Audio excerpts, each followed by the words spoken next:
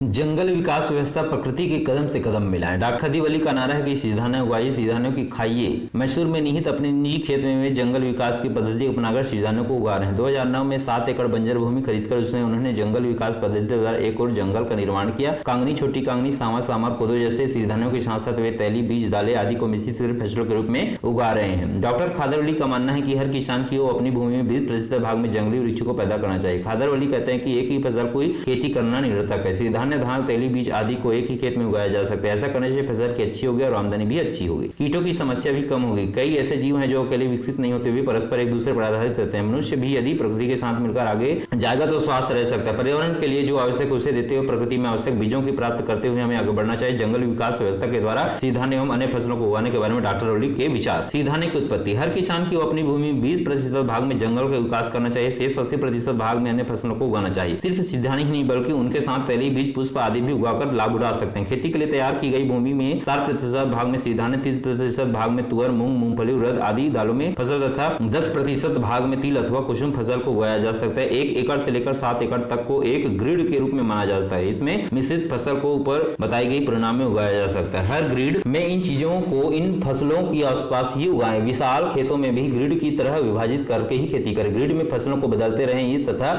इस तरह से ग्रिड में सभी तरह की फसलों को उगाया जा सकता है। यदि आपके पास 20 एकड़ का खेत है तो 4 एकड़ में जंगल उगाइए, शेष 16 एकड़ में 2 एकड़ के लिए एक ग्रिड बनाइए और फसल उगाइए। कुछ ग्रिडों में सिरधान्य प्रमुख रूप से फसल हो तो कुछ ग्रिडों में सब्जियों को मुख्य रूप से फसल बनाइए। वन चेतन द्रव से मिट्टी बनेगी उपजाऊ। बंजर भूमि भी 3 महीनों में भी उपजाऊ बन सकती है। इसके लिए भूसार वर्धनी अर्थात वन चेतन द्रव उपयोगी होता है। यह उर्वरक नहीं है, यह भूमि निहित सूक्ष्म जीवों की वृद्धि करने के लिए सहायक द्रव है। इससे वह प्रयोजन, अम्लता और क्षारीयता की समस्या दूर होगी। भूमि साधारण स्थिति में पहुंचेगी और वन चेतन द्रव के कारण उपजाऊ बनेगी। 1 लीटर वन चेतन द्रव में 20 लीटर पानी मिलाकर भूमि पर पिचकारी करें। डॉक्टर खादर अली का कहना है कि यदि शाम को 5-6 बजे के आसपास भूमि पर 10 से पिचकारी करेंगे तो 3 से 6 में भूमि उर्वरक बनेगी। पहले महीने में हफ्ते में 2 बार, दूसरे महीने में हफ्ते में 1 बार, तीसरे महीने में 10 दिन में 1 बार, चौथे महीने में 15 दिनों में 1 बार इस द्रव की पिचकारी करें। इससे भूसार में वृद्धि होगी। शाम को पिचकारी करने से द्रव मिट्टी में सोखकर भूमि उपजाऊ बनेगी। डॉक्टर खादर अली का कहना है कि मई के महीने को छोड़कर अन्य सभी महीनों में इस द्रव को पिचकारी कर सकते हैं। तैयार करने की पद्धति। आवश्यक पदार्थ: जंगल से लाई गई मिट्टी 1/4 किलो द्विदल बीज का चरण, 1 से 4 किलो एकदल बीज का चूर्ण, 50 ग्राम ताड़ का गुड़,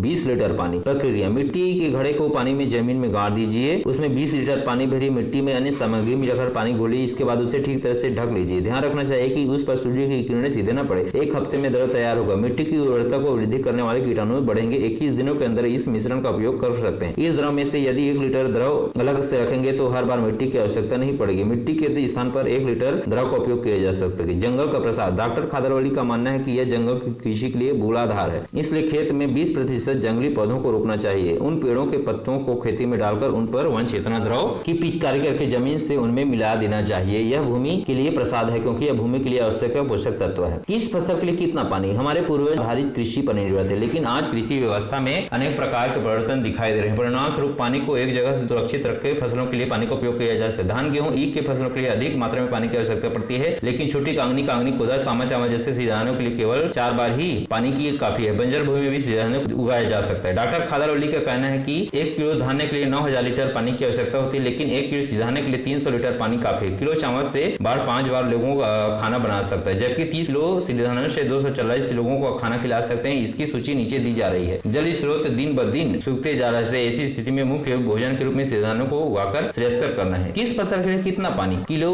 के लिए कितना भोजन? फसल 1 किलो के लिए पानी, 1 किलो में भोजन लीटर। सिरधान्य किलो लोगों की संख्या, 1 किलो में भोजन लोगों की संख्या। रागी, मकई 806 2.66 21, चावल 9000 5 30 240, गेहूं 10000 4 33 264, चीनी 28000 4 93 744, मांस 50000 6 167 1336। जंगल से कीटों से फसलों को सुरक्षित करने के लिए जंगल से द्रव का उपयोग कर रहे हैं। डॉक्टर खादर अली विविध औषधि पत्तों में से इस द्रव को तैयार किया जा सकता है। आग, बरगद, पपीता जैसे दूधिया तनों के पौधों के पत्ते, नीम, करंज जैसे कसैले पड़ों के पत्ते, आकर्षक मूल, गुड़हल और तरवार के फूट, अवारटकी आदि लगभग 6 किलो की सामग्री का अच्छी तरह से कूटिए। इस मिश्रण को घड़े में रखकर इसके लिए 1 लीटर गौमूत्र 10 लीटर पानी मिलाइए। 1 हफ्ते तक इस मिश्रण को ऐसे ही छोड़ दीजिए। इसके बाद छान लीजिए और 1 लीटर मिश्रण के लिए 20 लीटर पानी मिलाकर फसलों पर पिचकारी कीजिए। इकोलॉजी के मॉडल में आगे बढ़ेंगे। भूमि जीव जंतुओं के लिए आवश्यक तत्वों को अपने में समेट चुके हैं। पृथ्वी, हवा, पानी, भूत, प्रकाश, भोजन, आकाश किसी एक की संपत्ति नहीं है। प्रकृति का संपदा वह सभी का समान हक होता है।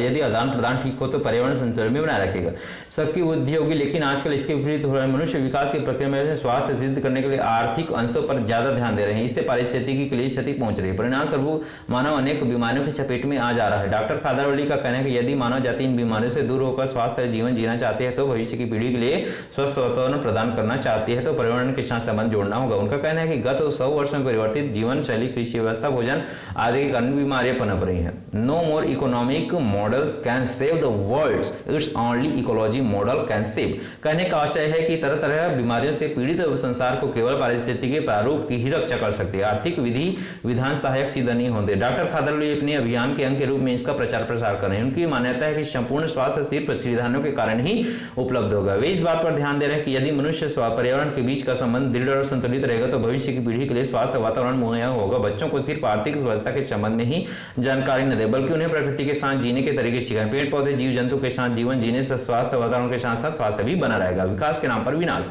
पुराने जमाने की स्थितियां एवं आज की स्थितियों की तुलना की जाए तो यह स्पष्ट है कि वातावरण परिवर्तन, जंगल नष्ट हो चुके हैं, सहज आहार के स्थान पर प्राकृतिक जो कृत्रिम पद्धतियों से उत्पन्न आहार उपलब्ध है, पेयजल को भी खरीदना पड़ रहा है, कृषि व्यवस्था भी बदल रही है, प्राकृतिक खेती ओझल हो चुकी है, कृषि रासायनिक कीटनाशक दवाइयों पर निर्भर है, पानी बांधकर खेतों के लिए इसका उपयोग करने वाले कोई किसान माना जा रहा है तथा अत्यंत दयनीय स्थिति है। डॉक्टर खादरवली का मानना है कि इस स्थिति के कारण निजी कंपनी है, इस कंपनियों के द्वारा बनाई गई कीटनाशकों एवं अन्य उर्वरकों के विपणन के लिए पूरी व्यवस्था बदल गई। आज कृषि ज्यादातर कीटनाशकों एवं उर्वरकों पर निर्भर, परिणाम स्वरूप पर्यावरण पर इसका दुष्प्रभाव पड़ रहा है, वनस्पति संपदा का विनाश हो रहा है। विकास के नाम पर विनाश हो रहा है, नई नई समस्याएं पैदा हो रही हैं, रासायनिक उर्वरकों द्वारा उगाई गई फसलों में मनुष्य का स्वास्थ्य बिगड़ रहा है, मानसिक तनाव एवं शारीरिक समस्याएं प्रबल हो रही। इतना विनाश होने के कारण भी विद्वान बुद्धिजीवी जनता खामोश है। डॉक्टर खादरवली को जनता और बुद्धिजीवियों को खामोशी सालती है। ये प्रश्न कर रहे हैं कि आखिर क्या हो कि बुद्धिजीवी तथा आम जनता पर्यावरण के विनाश को देखकर मौन है। पुरानी प्रणाली सर्वे का क्षेत्र, पुरानी पीढ़ी की प्रणाली भावी पीढ़ी के लिए आदर्श होना चाहिए। उस जमाने में कृषि प्राकृतिक आधारित थी, फसलों का पैदावार वर्षों पर आधारित थी, रासायनिक उर्वरकों का प्रयोग किए बिना पेड़ पौधों के पत्तों और जानवरों के अपशिष्ट प्राकृतिक खाद्य में प्रयोग किया जा सकता है। सिरधान्यों की खेती ज्यादातर मात्रा में होती है, केवल 4 वर्षों में ही होने वाली सिरधान्य की अच्छी पैदावार होती है। यह उस समय का प्रधान भोजन था। सिरधान्यों में होने वाले निहित पोषक तत्व उनके स्वास्थ्य की सुरक्षा करते थे। इसी प्रकार वन और वनस्पतियों की सुरक्षा करते हुए जनता पर अपना जीवन बिताते थे।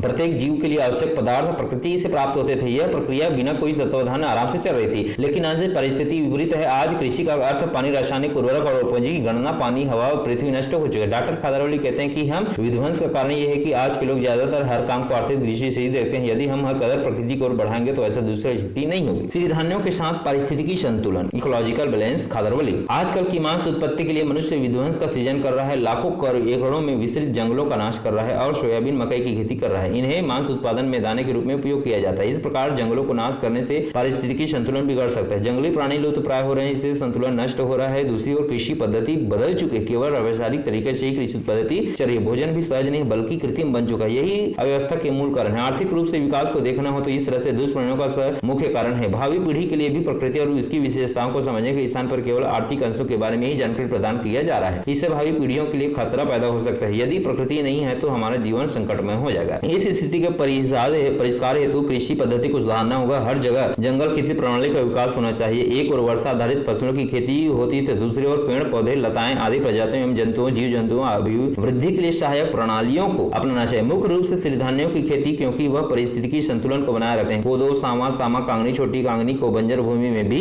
उगा सकते हैं। इन्हें खाने के लिए पक्षियों की झुंड खेतों में जरूर आएंगे। इनका अपशिष्ट खेत के लिए खाद्य के रूप में उपयोग होगी। इससे उत्पन्न दोगुना होगा। इस तरह से आदान प्रदान में से भविष्य नहीं सुरक्षित होगा, जीव जंतु भी सुरक्षित रहेंगे। इसलिए मैं बार बार कहता हूं कि हमें इकोनॉमी मॉडल नहीं बल्कि इकोलॉजी मॉडल चाहिए। यदि पूरे देश में इस प्रणाली का प्रचार प्रसार होगा तो संबंधित स्वास्थ्य संबंधित समस्याओं का निदान जरूर होगा। श्री मार्गों के मार्गदर्शी, अन्नदाता सुखी भाव, वैदो नारायणो हरि, इन दोनों वाक्यों से मनुष्य जीवन का गहरा संबंध है। किसान के बिना मानव समाज नहीं, चिकित्सा न रहे तो हम आगे नहीं बढ़ सकते। भूख मिटाने वाले अन्नदाता है तो मानसिक और शारीरिक समस्याओं को दूर करने वाले देवता समान होते हैं। किंतु कालानुक्रम में आए परिवर्तनों ने कृषि और चिकित्सा क्षेत्रों को धन कमाने के साधन के रूप में बदल दिए हैं। इसका परिणाम ही मानव समाज में फैलने वाले रोग है। कहीं तो कमी है, वही हमें आहार स्वास्थ्य विषय में रास्ता भटका रही है। इसमें स्वास्थ्य समस्याएं स्थिर हो गई है, शाश्वत परिष्कार दूर दूर तक दिखाई नहीं देती। ऐसी परिस्थितियों में हम एक व्यक्ति किरण बनकर आए, अस्वस्थ के अंधेरे से पीड़ित समाज को संपूर्ण रूप से स्वस्थ मार्ग दिखाने की जिम्मेदारी अपने कंधों पर लिए। अस्वस्थता से पीड़ा, निराशा, समस्या से भरे जीवन में फिर से मुस्कान और खुशी भरने के लिए 20 वर्षों से अविराम परिश्रम कर रहे हैं। प्राचीन आहार से ही स्वास्थ्य संबंधी समस्याएं दूर हो सकती है। इस विषय को चारों ओर फैला रहे हैं, व्यवहार में भी इसे सिद्ध कर रहे हैं। इस प्रकार प्राचीन आहार, फसल उगाने वाले किसानों को पूर्व वैभव दिलाया जा रहा है। आहार से आरोग्य के लिए मार्ग बनाकर दार्शनिक बन गए। यही महानुभव है प्रमुख स्वतंत्र वैज्ञानिक, खाद्य स्वास्थ्य निपुण, कृषि रत्न डॉक्टर खादर वली, श्री मार्गों के मार्गदर्शी।